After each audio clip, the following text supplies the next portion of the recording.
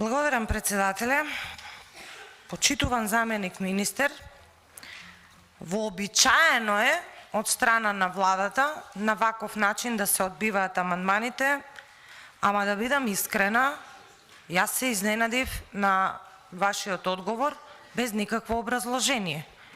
И инсистирам да ми образложите, како представник на владата, зошто го одбивате овој амандман. Ја не слушнав ваше образложение. Ако го кажував образложението на амандманот, кажав дека имаме согласност сите пратенички, клубот на пратенички. Го работиме ова веќе подолг период и дека овој амандман мораше и требаше да биде прифатен. Не само клубот на пратенички, кажав дека и сите мажи присутни денеска на комисијава ќе го изгласаат ова амандманско решение.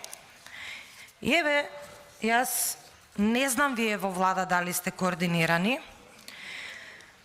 До вас, до владата, односно до министерот за финансии, ние како клуб на пратенички соработуваме со многу невладини организации и имаме еден куп вакви барања, но еве денеска одлучив да цитирам само едно.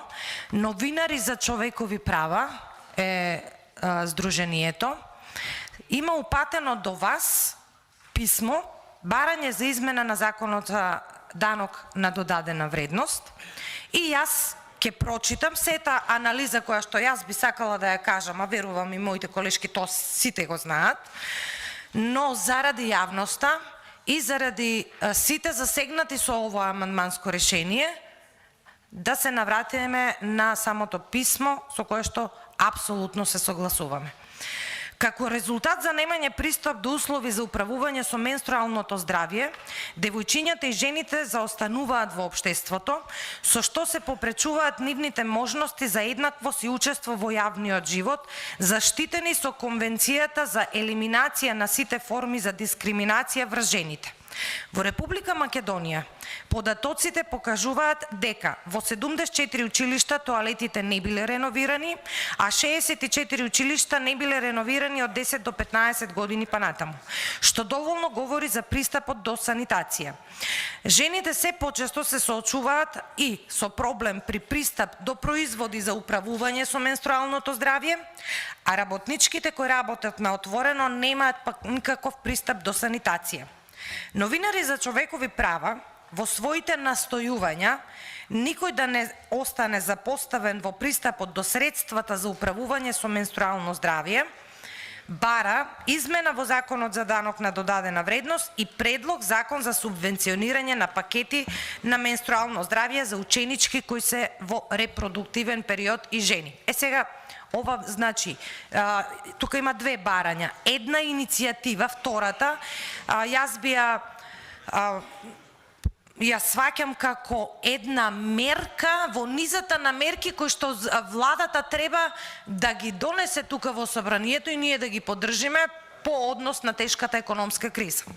Нивното истражување вели дека од 1290 испитанички на возраст од 14 до 48 години од рурални и урбани средини, 29,5% од испитаничките одговориле дека немаат пристап до менструални производи за регулирање на нивното месечно менструално здравје, а 95% од нив одговориле дека немање на пристап се должи на високата цена на менструалните производи.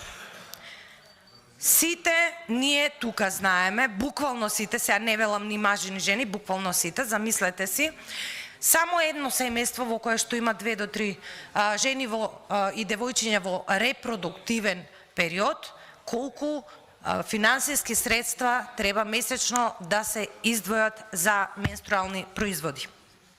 Затоа вели, во Македонија просечно се трошат 250 денари по лице, и тоа е минимум, за купување на производи за лична хигиена за време на менструалниот циклус.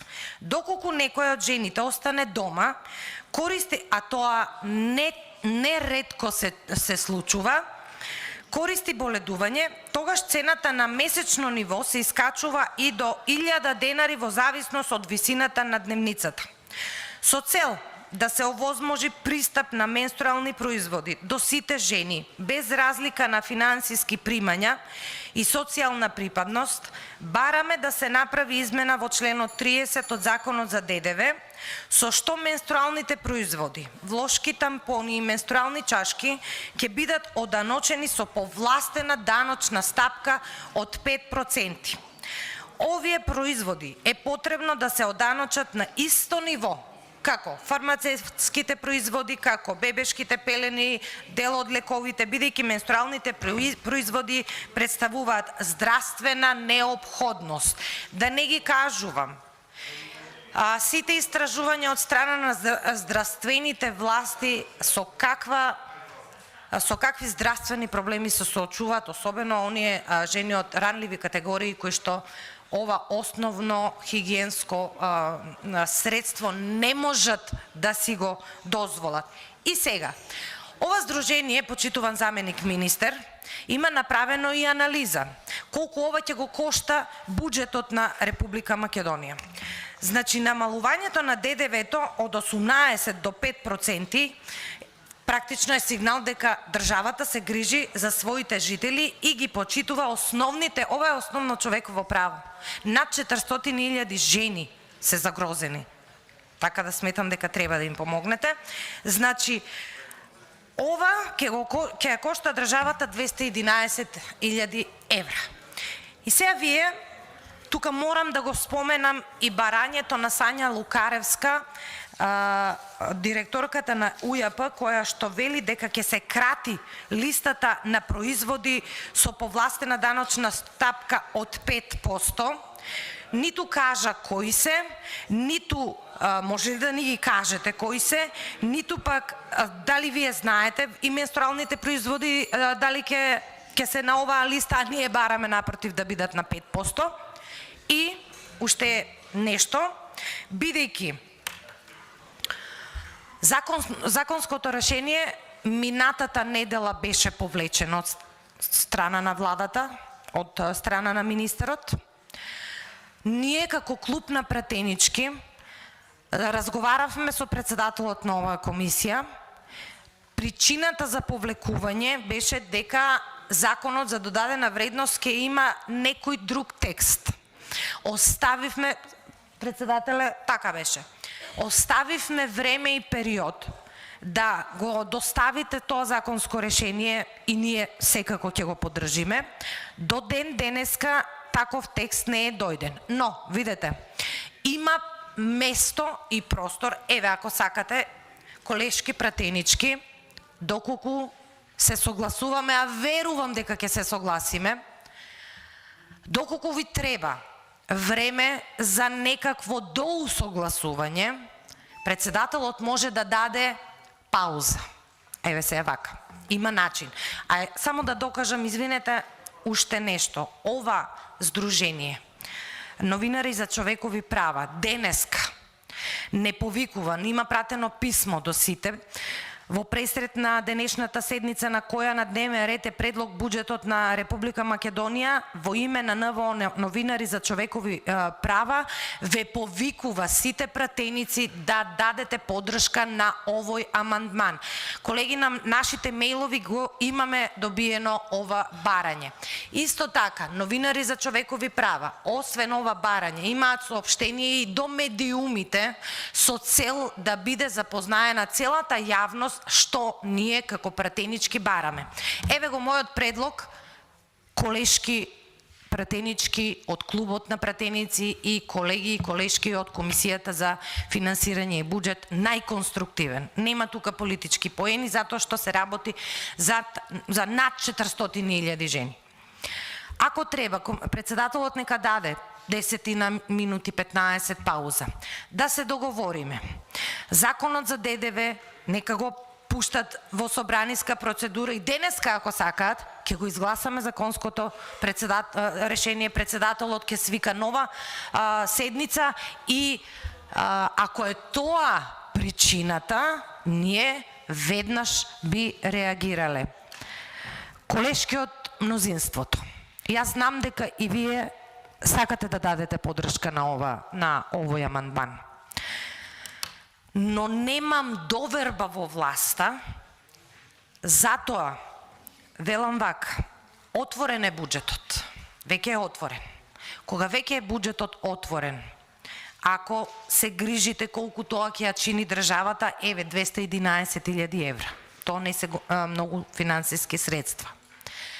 Дајте да го изгласаме ова или да договориме начинот како да го изгласаме, дали ќе биде комисиски амандман.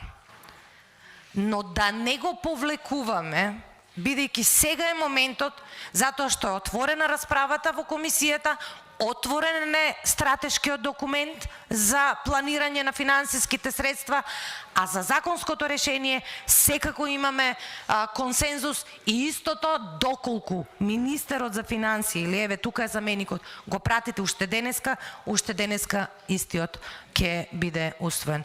Јас по-конструктивен предлог од ова навистина не би знаела, не би можела што да кажам. Еве колешки, ве повикувам, ако сакате да направиме пауза и да договориме, не сакам овој амандман, а верувам дека и вие, не сакам овој амандман да биде, како што кажа владата, неприфатен и сакам тоа за што се бориме подолг период во клубот на пратенички да биде реализирано. Предлагам пауза, еве, да се договориме. Предлагам пауза, колешки, да се додоговориме. Еве, почитувам председателе, колешките бараат 10 минути пауза, да се додоговориме и без разлика тоа што владата го одбива овој амандман, ние сме законодавен дом и ние сме тие кои што ги носиме крајно одлуките. Благодарам. Благодарам и на вас.